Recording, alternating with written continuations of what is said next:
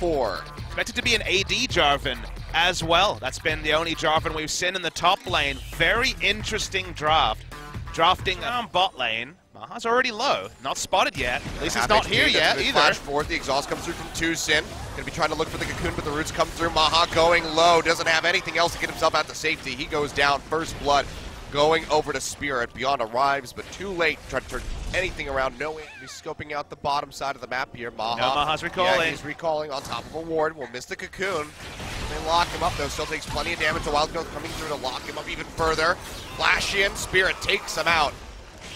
2v1 comes up with yet another kill, and Spirit puts one on the board for himself. Maha going for a very aggressive recall with no flash available. Not necessary from him. Could have just gone for safety. Safety first is the way to go in playoffs. Feels like Afreeca delaying their Nautilus. One side of that is they're looking for a kill on the Spirit. Yeah, that's going to be the pop-up here. Spirit sticking around way too long. He will go down. Finally a kill on the board here for MVP. ADD now arriving off that TP. Looking for somebody. Will find Tucson with the Cataclysm. Locks him up. Unleash power coming through. Won't finish him off, but ADD's auto attacks will.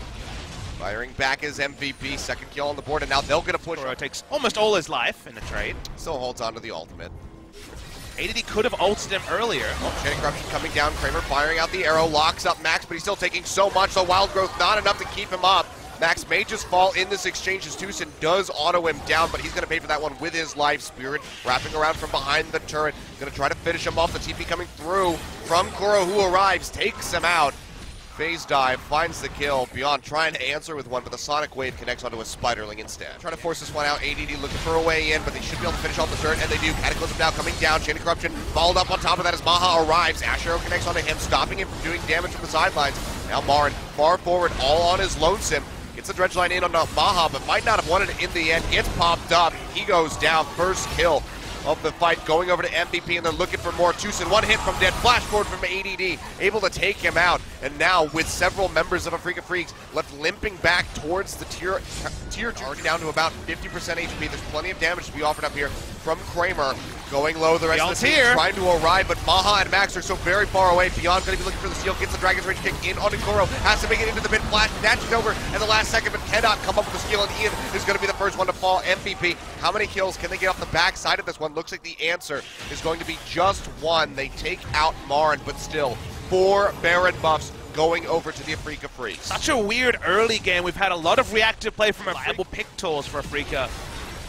Punish people as might say big engage. Trying to force this one up Beyond, gets the Dragon's Rage kick back in onto Marin, but so many shields coming through with the Wild Growth on top. Kuro keeps him safe. Now Kuro going into the back line, able to blow up Ian right off the front of this fight. Beyond dashing forward with the snapback, comes through from the Echo, taking himself out to safety, and now Afreeca just pushing into the base of MVP. Lockdown. After you get phase dive over the wall. Nautilus, we've already seen, isn't going to be a winning plan, and Ash has QSS. And is not going to be walking up to beat Cataclysm, so let's see if it's Spirit. Speaking of which, throw that one out, but can't follow up there. Okay. Well, Kuro just finds Max. 2 lanes right now, nobody in the bot side, as no teleports are. Crucial to note, Kuro is behind. Kuro used his ultimate to try to snap back in. Marin wraps around from the bottom lane, finds Maha, who will flash away, but he gets popped up in the depth charge and gets taken down in the end by Spirit. ADD is sticking around, completely surrounded by members of Afreeca. Will come up to that Guardian Angel, but will not be walking away from this one. He goes down, flash over the wall from Marin, finds a dredge line. No one else to follow up, but Afreeca, they have death timers on 2 key members of MVP. They could just go ahead and try to push in for the win here. It's safe to stick around. The ultimate has come back up, chipping away at these turrets with that Lich Bane. As Afreeca seek to end the game. Marin going low, but yet again, there's just an absurd amount of shielding comes through. They do find a kill onto Kuro that might just stop the push, and it will. ADD, he takes the blast cone into the pit, so still has the flag and dragon, trying to lock somebody down. The Cataclysm's there, depth charge now coming through, throws out the Cataclysm, locking in a couple members as the Unleash power comes out, takes down Spirit. Baron does go over to MVP, but can they make it out with any buffs? ADD barely keeping himself alive, and Beyond goes in, finds a double kill, he takes out Kramer, they take out Marin. Kuro, the only one alive as he respawns. Coming in just a bit late here as ADD already arrives, Baron going low. Spirit gonna be looking for the seal. Ash Arrow comes through, will not connect to the backside, but Spirit gets it in the end. Smites away the Baron, walks out with his life, at least for the moment. Kuro going golden, will get popped up, but has the Guardian Angel to bring him back alive. MVP going to be desperately looking for some kills to try to minimize the amount of Baron buffs on the map. Chasing it on to Marin. We know how very tanky he is, though. They pop him up beyond. Has to dash back, but the Unleashed Power comes through, and it's a double kill over to Ian as they steadily try to chip away at this Nautilus. They lock him up one final time. The triple kill over to Ian. They get rid of 3 buffs. MVP, can they finish right here? Papa Smithy jumping in on the Spirit, kicking him away, just trying to get some alone time with those turrets, and they're going to be able to do so. They jump on the Tucson, absolutely annihilate the Lulu. A delayed Quadra, a delayed Penta, over to Ian, and MVP against all odds come back in game 1, and they finish it out over the Afreeca Freecs. What an insane game. It felt like Afreeca had it, but when they overextended one time, just one time, trying to end the game, remember that last Nexus turret was only a minuscule amount, maybe 2 hit points away from falling. The turret stays up. A couple of team fights in a row go through to MVP as Afreeca fail on the execution, and MVP end up your game 1 winners. What a wonky game. You can see the size of relief coming through from the MVP players, and Afreeca, this has to hit you pretty hard mentally coming out of that game 1. Ahead for so very long, total control of the game off the backside of that first Baron, and then it all comes crumbling down. They just weren't able to threaten the backline. Finally, we saw Syndra and Varus free hitting. There was no Nautilus walking behind. They've thought long and hard about this, or maybe not thought about it much at all. Maybe they didn't have to. The J4 comes in immediately. We get 9 out of the 10 champions we saw in game 1. Only big change. Kuro. Spirit inches in from the sidelines. Ian gonna go ahead, pop the ghost, gets slowed up by the cripple. They're jumping in, trying to finish him off. Flash over the wall is Kuro, but he gets locked up immediately by the Cocoon. Doesn't have the ultimate, nowhere near level 6 yet, and he gets taken out. The first blood coming in for Beyond. MVP kicking things off very nicely. Around as Beyond finds him, so maybe just the 2v2. He's gonna jump forward, has a lot of damage to offer up onto the Lease. Comes in with a repel, Cataclysm comes down, Spirit able to flash to the side, keeps himself safe from that one, but here comes Ian over the wall. Can't find the connection to finish off the Lee Sin, and Marin is able to take out Beyond. Kuro coming up with 1-2 kills now on the board here for Afreeca. MVP will be able to answer up with a kill. He doesn't have the cooldowns to go for another round of damage. ADD lives, but still a 2-for-1 over the side of Afreeca Freecs. Really good disengagement, so to not die instantly. Oh, there's the dredge line. Parallel convergence coming down, but not needed. Kuro comes in, gets that phase dive to take him out. Half not taken already. Meanwhile, the bottom lane, Chain of Corruption coming through into the play, into the death sentence from MVP. Go ahead, draw into the Elise. Cocoon lands, and Kramer goes down. Beautifully executed from the bottom lane and jungler. Great to see Beyond varying things. Ready now, Max going to be the one potentially caught out. Dredgeline won't catch him though.